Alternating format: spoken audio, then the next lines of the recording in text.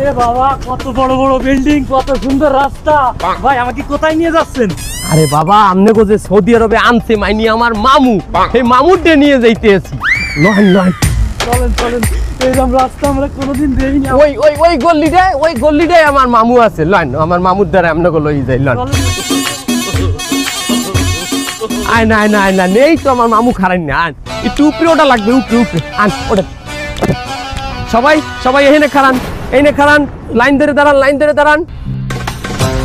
এই হইলে আমার মামু। আমনেকো ইনি ভিসা দিয়ে এই দেশে আনছে। আমনেকো কথা আনলে কি যে অর্ধেক আপনারা অ্যাডভান্স দেবেন ওই দেশে হইয়া, আর বাদ বাকি অর্ধেক আপনারা সৌদি পৌঁছেই আপনারা দিয়ে দেবেন। তার আমরা যেহেতু পৌঁছেই গেছি, সবাই সবাই টাকাটা বাইট করেন। টাকা তো দিমু ভাইয়া, আমারে কোন বিষয় আনছেন বলেন? আপনারে কোন বিষয়ে আনছি মুরব্বী? আপনি ছবিটা দেখালে বাইক নিয়ে আমার কাছে দেশে আমার চোহের পানি ধরিয়ে রাখতারই নেই। আমার এক দাদাই আলহে ও বিকাল আপনি নান দেখতে এবারে মহিষ চড়াইতে একটি বিলে মহিষ চড়াইতে আসলে আসুক টাডা মরিয়ে মরিয়ে গেছে। ইন্না লিল্লাহি ওয়া ইন্না ইলাইহি রাজিউন। এর জন্য মামু আপনার উপরে দয়া মায়া করিয়া আপনার দোয়া বিষয় আনছে। ভাইয়া দোয়া বিষয় কি?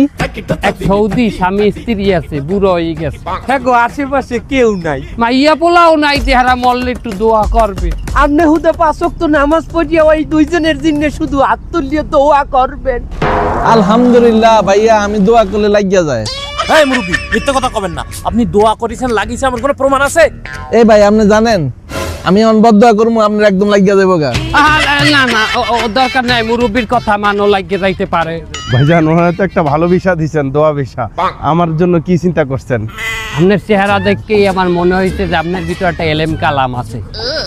ছাত্র মনে হয়েছে মাদ্রাসার। আপনার ইমাম বিষয় আনছি। ইমাম ভিসা মানে? সৌদিতে নামাজ পড়াইবেন। আমি তো সাইডে চুরের বেশি জানি না। সমস্যা নাই, আপনি আসর আর জোহর পড়াইবেন। ওকাল তো দাগ চিকুর দিয়ে সুরা পড়ান লাগে। মানে শুনবে না, আপনি একই সূরা বারে বারে পড়াইবেন। আসর জোহর হইলে কোনো সমস্যা নাই, চালিয়ে নিতে পারবো, কোনো সমস্যা। তোমারে আমি ম্যানেজারি ভিসা দিচ্ছি, তুমি সবকিছু ম্যানেজ করবা, সব তোমার আন্ডারে থাকবে। তোমার বেতন 1800 রিয়াল। ম্যানেজারি ভিসা? এই ম্যানেজ করা কোনো ব্যাপার না। বর্তমান জামানায় অনেক কঠিন হয়েছে বউরি ম্যানেজ করা। আমি তো আমার বউরি ম্যানেজ করিয়া লাইছি, আর তো এই চাকরি ম্যানেজারি পারমু মাশাআল্লাহ। তোমার তো সুন্দর চেহারা, স্মার্ট। শোনেন, আমার কিন্তু বিদেশ আসা লাগবে না। আমার একটা দল ছিল, পাড়াই মেরে ফেলবো দল। ওই দলের আমি একজন নেতা ছিলাম। ওরে শুধু ক্ষমতার পতন হয়েছে বলে আমার বিদেশ আসা লাগতো না, তো আসা লাগতো না। ওই দেশে যদি আমি থাকতাম, আমার একদম পাড়াই মেরে ফেলতো না। এই দিন তোমার ওয়েটার ভিসা দিছি, মানে তুমি খাবার দাবার দেবা। ওয়েটারই খাবার দাবার দিতে হবে? অবশ্যই পারবো। এই যে আপনারা তো হলেন, আপনাকে সবাই চাকরি কোথায় হয়েছে, এইবার তো আপনারা বাহিটাটা আমাকে দিয়ে দেন নাকি? কোনো সমস্যা নেই, টাকা আমাকে কাছেই আছে, একটু পরে সব টাকা দিয়ে দেবো ভাই। আচ্ছা দেন, টাকা দেন। আমরা প্রথমে টাকা কালেক্ট করবো, তারপর আমরা খাওয়া দাওয়া করবো।